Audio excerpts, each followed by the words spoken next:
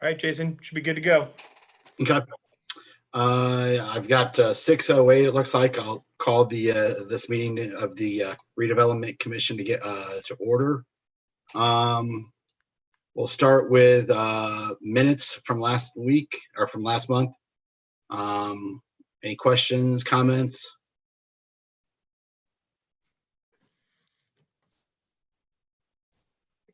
Harold, I think you may have said something, but you're on mute.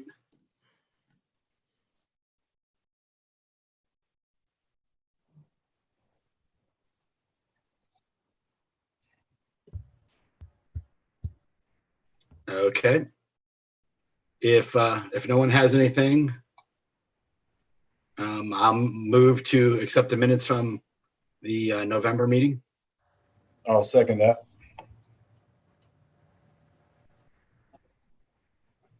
And then do you go ahead, Ryan? Do you go through like we have done in the past, where you call each of us to? Yes. Yep. I'll do a roll call vote just so you guys can. Okay. And Harold, if we can't hear you, just nod your head so we can tell. Or if we're not able to hear you. Oh, and here comes Bill too. Hey, Bill's back. I'm back. I'm here. I will pass the baton on to Bill then. Thank you, Jason. Thank you very much. Pardon my tardiness. It's that Christmas thing, I guess. But thank you. Appreciate it, Jason. So, Bill, we have a motion on the floor to approve the minutes from November 16th. Okay. Are we doing? We're just going one by one, right? To verify that way. Yes. Yep. I was getting ready to do roll call. So. Okay. You can think about it for a second, and I'll start with everybody else. Okay. That works for me.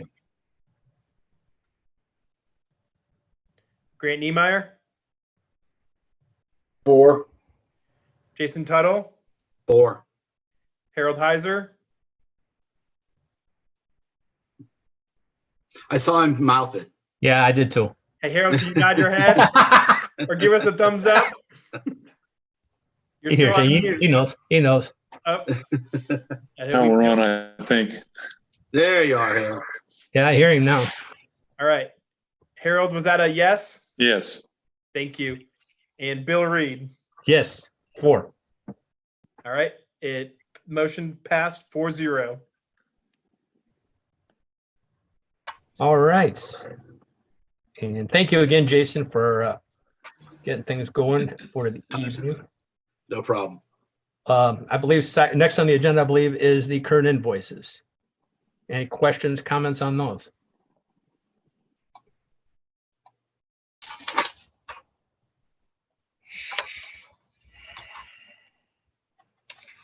Anyone like to entertain a motion for their passage?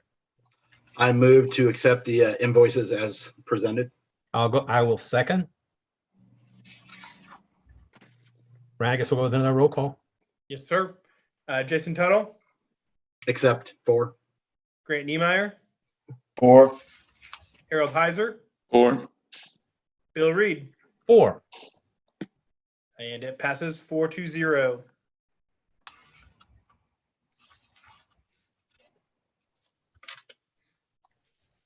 And it's everything's scrambled over here.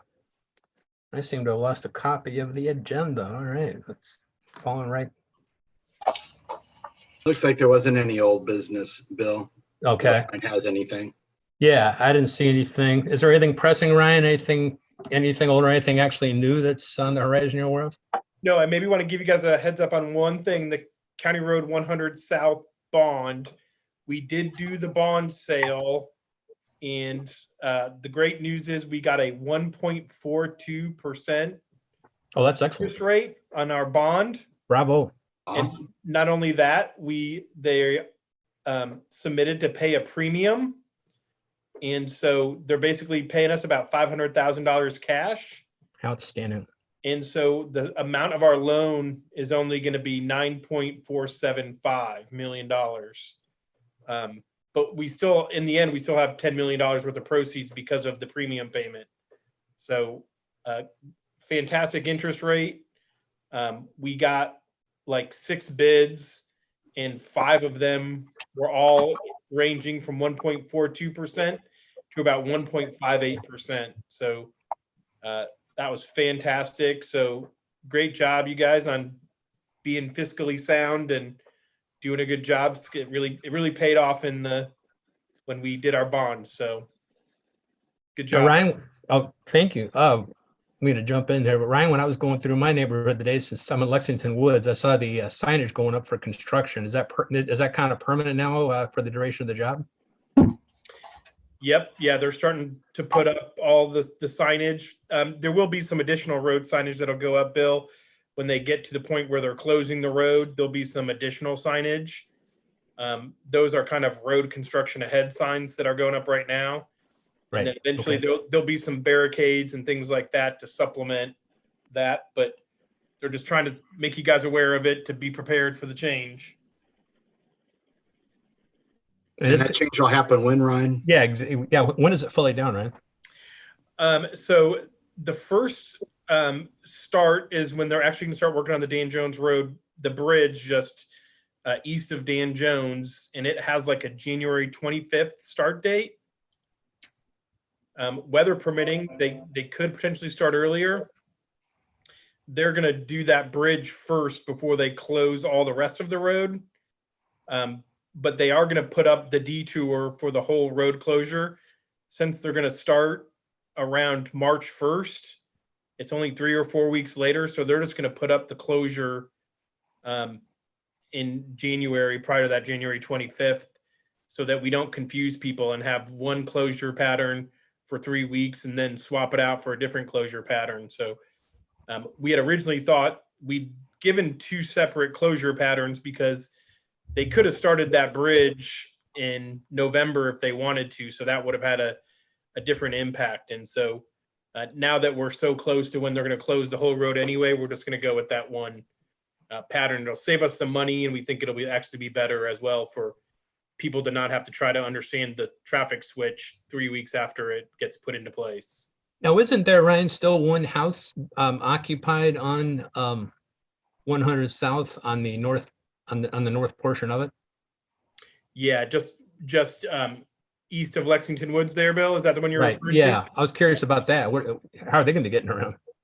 Yeah, so during construction, they will continue to maintain traffic. It's part of their contract is they have to maintain traffic for those people to be able to get to their houses. Mm-hmm. Now, it could be a different way depending on the different phases of construction. So at some point, they may allow them to like come through Lexington Woods and drive around the barricade and then drive on like Stone to get to their house. But then in like other phases, they may block that whole thing off and they would provide access from like Hollowbrook to that house. So during construction, they have to maintain access for that house. They may just do it in different ways, kind of depending on where they're at in construction. Okay, very good. That's very promising. I got the email from Jasmine as far as the sign-offs as well. So that's real exciting. That'll be great. Yeah, so the bond closing is December 29th. And so That's Bill excellent. has to come in tomorrow and sign about That's pretty 35 cool. documents. There you Luckily, go. the rest of you don't have to do it. But Bill does. So, and the RDA came in, and so Harold did actually come in for the RDA and sign a bunch of documents, and Bob Culler from the RDA as well came in and signed a bunch of documents. So we're excited to get the closing done for the bond and on to the next phase. And yet another game changer for Avon. That's outstanding. Absolutely. Well done. Well done. Well done. Ryan, I have received a phone call from actually somebody in Lexington Woods regarding the public hearing for I guess, Chicago Industrial to acquire the Browning Duke. Is that an accurate statement? It's probably the notice of public hearing for the rezoning for Chicago Industrial for the former Browning Duke parcel. Okay, because their concern was is with the woods to the east of that, what was going to happen. And I said, well, that woods is part of the Indiana Land Trust. And to the best of my knowledge, nothing would happen to those woods. Correct. Yeah. Burnett Woods is a protected woods, and so it's not permitted. So what Chicago Industrial is doing is only on the vacant farmland piece on the north side of 100 South. Right, and that would, then that property Bill was just talking about would be to the west boundary of that property that they're talking about. That's it. That's it. Exactly. Yep, you got it exactly right, Greg.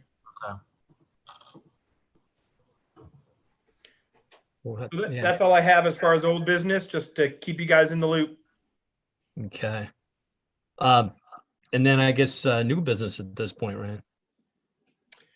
Yeah, so the first item on your agenda is town hall remodel.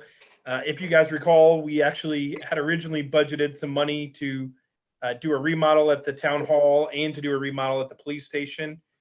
We held off on doing the town hall remodel until next year, but we are trying to progress it forward so that we can potentially get better prices so that we can maybe bundle those two projects together. The police station and the remodel at the town hall. We had already done the first two. You guys do have a scope in front of you from the consultant we're working with, which is Candace Berger, and she did kind of the first two phases, which is kind of determining what our needs were and then doing some space planning. And so we've gotten through those first two phases. I think Jasmine attached a copy.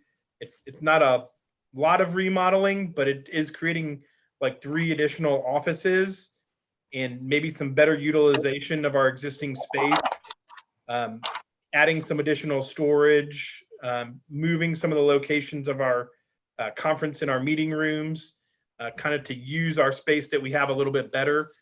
I will say this is a short term, like 3 to 5 year solution. There may be some additional space needs in the future. But this is kind of just a small remodel to create a couple of those extra offices so that we have space for the additional employees that we've added here at the town hall. The next step is to move forward with the construction documentation and the interior design, which is basically the plans that can go out to the contractor. And so the cost of doing that is $8,700. And I'm just asking for approval to move forward with that next step. I'm happy to answer any questions. Ryan, I have a question. The date on this scope of service is May 9th of 19. Is there a more recent version or is that the most recent? Nope, that's the most recent one. That's actually when we started this, Greg. So when you total up all 3 A, B, and C figures, that comes to $12,180. That's what you're asking for? No, the A and the B we had already proceeded with. So we're just asking to proceed forward with the C, which is the 8,700. Okay, thank you.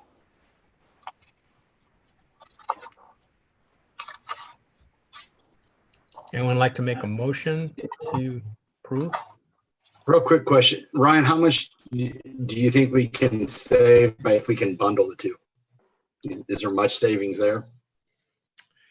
I mean, it's not a ton, but it would be some because, you know, when someone's framing over at the police station, they could also bid to do the framing here versus, you know, getting 2 contractors, you know, one who bids one job and one who does the other. And so it's hard to tell, you know, mobilization can be as much as 5 to 10%. So these aren't huge jobs. You know, the police station's $150,000 to $200,000, and then the town hall's $100,000 to $150,000. So they're pretty small remodels, but still at 5 to 10% off of $250,000 to $300,000, it can be significant. Yep. No, just curious.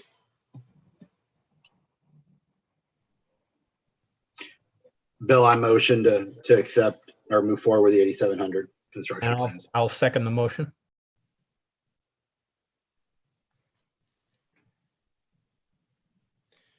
All right, Harold Heiser, Yes. Grant Niemeyer, 4, Jason Tuttle, 4. Bill Reed, 4. and it passed 4-0.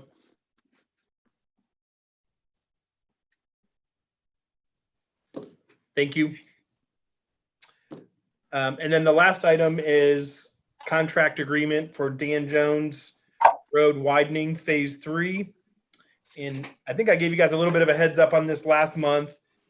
We were able to get funding for what we call Dan Jones Widening Phase 1, which is from the Dan Jones Road Bridge south to County Road 100 South, which is the most congested segment of Dan Jones.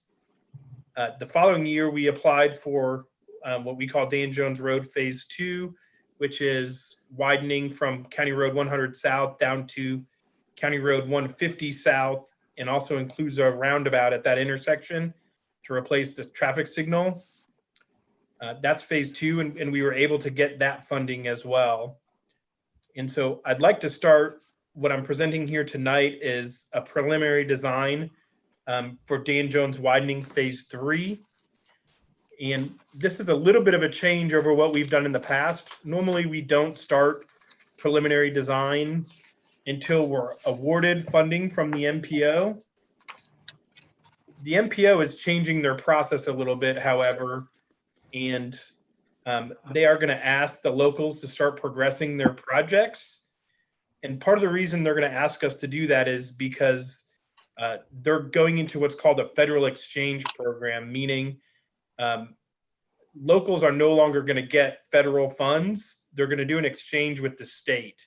So the state is going to give us all the money, and they're going to keep the federal funds to use on their projects. And it's going to be at a 90-10 split. So we will get less money, but the value to the locals is that we will no longer have to follow the federal guidelines to use the state funds. It's a different set of regulations. So, we talked about last month, the archaeological and all that stuff we had to do with Dan Jones Road Phase 2. We won't have to do that in the future under this program. We do still have to do some environmental documentation, but it's at a much lower rate. And we also don't have to follow all the federal guidelines. So what that really means to us is projects will be able to get done more quickly, and they'll be able to be done more efficiently. We'll have more flexibility. We're not going to have to follow those federal standards. And so the locals are doing this, and the MPO is doing this because in the long run, they think it will be a cost savings to us, even though we're giving up 10% of our funds to the state. And so the reason this becomes important for the MPO is projects are going to churn out more quickly. So they're going to ask people to complete their projects in 3 years, whereas right now, if you have federal funds, it's taken on average about 8 years to progress a project through the federal funding.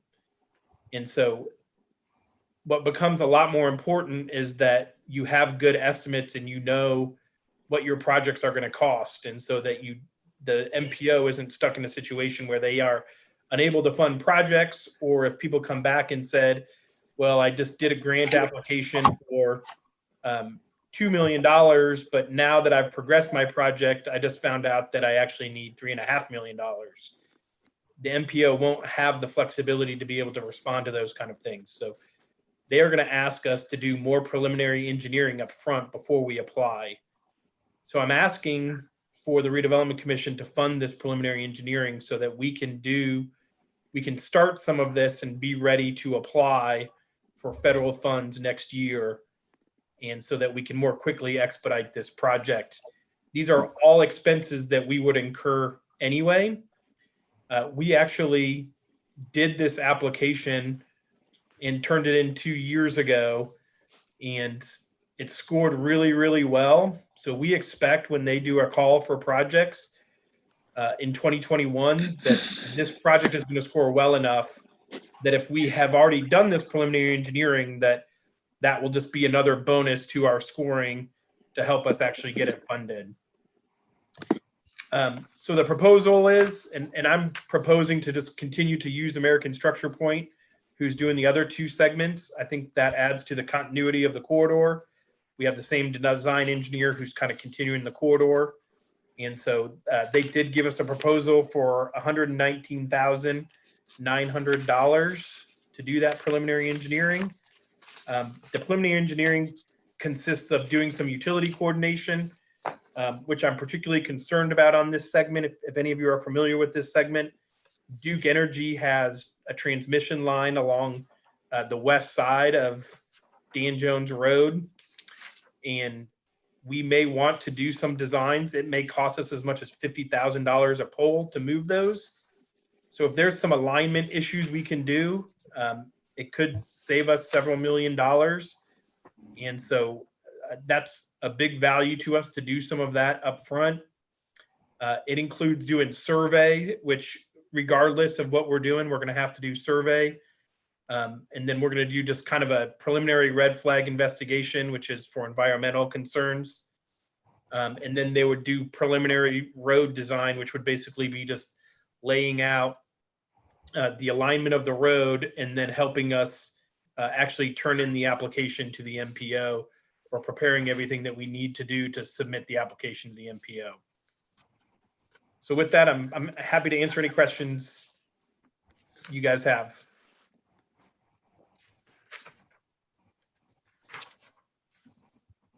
So Ryan, as much as anything, if I'm understanding this correctly, a lot of this has to do with positioning for when the projects come on. Am I hearing this right? Yeah, it's really Is that kind of a good way to put it? Yeah, it's to try to make us more competitive, give us a competitive advantage when we do apply for federal funds. When we compete for those funds, we're competing with everybody in the 9-county area. So Right. small things like having your project progress a little bit further than other people is advantageous to us. Very good. Thank you.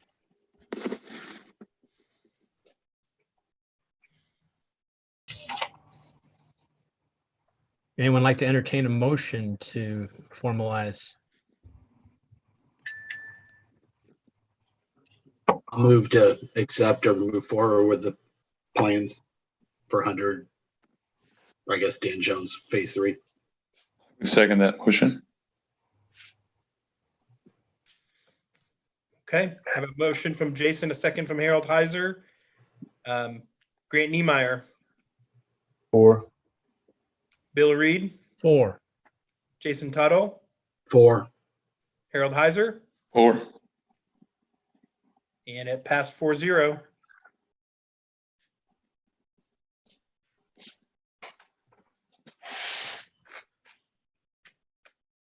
And then Ryan, any other business then at this point? The only other business I have, unless you guys have anything, is I did want to remind you, all of your terms expire at the end of this year.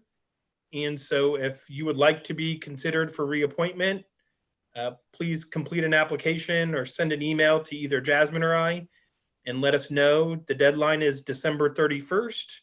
So please get your applications in. Now, Ryan, have you seen mine come through? Because I passed it on to Jasmine a couple weeks back. I haven't seen it, but I will double check with Jasmine for you, Bill. Okay. Okay, and there's another one in there as well, so that's good. Very good. I think I have mine in. Did you see mine come through, Ryan, after last month? I didn't look, but I did see yours actually, Jason. You're right. I did see yours. Okay. Yep. I'd like to just say, I appreciate everything that everybody has done. The Redevelopment Commission has been an integral part of what has happened and what is going to happen in the town of Avon. And we certainly could not have done it without you guys and the vision that you have and the cooperation that you've provided the town council. And so I just want to thank everybody on this call, and the ones that aren't here, let them know, Ryan, that I certainly appreciate what you've done and what you're going to do. And in the next 3 to 5 years, it's going to be a game changer for the town of Avon. Thank you. Thanks, Greg. Yeah, Greg, thank you for those sentiments, sentiments, look at that word, right? I couldn't agree more. My wife and daughter and I originally moved to Indianapolis in '95 and then to Avon in '02. And the dynamic, especially of late, to see the positive stuff that's gone on out here is really tremendous. So it's, it's really pretty neat to be able to be part of this. So thank you for giving me that opportunity, and certainly hope we can keep it going. Yeah, I echo that sentiment from Greg. Thank you guys. And I will say, if you guys want to nominate somebody tonight, that's fine. If you want to wait till our first meeting in January, till after you guys are appointed, We do have a large development called Easton Gray that is going to be just west of the town hall. I know we've talked to all of you about this before. It'll likely be a 500 to 600 acre planned unit development that will have some commercial components. And we are working with the developer of the commercial center, and we're trying to put together like a small subcommittee of a couple of people to provide input. And I would like a volunteer from the Redevelopment Commission. We're going to have a council member, we're going to have an RDC member, we're going to have an EDC member, and probably a Plan Commission member as well, so that we kind of have like it'll be kind of a working group. And so we would have some meetings potentially during the day where we'd meet with the developer and talk about things. And it would happen over probably January, February, March. And I think maybe in March they would like to file something, but this is one of those projects Greg's talking about. It could be a game changer for the town. And, you know, we'd like to keep someone from the Redevelopment Commission involved so that we can have representation. So when it does come to the RDC, or if the RDC does have involvement, that they kind of know what's going on and have been a part of coming up with the plan.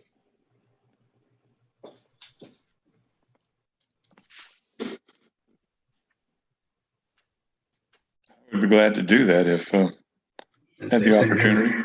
Yeah.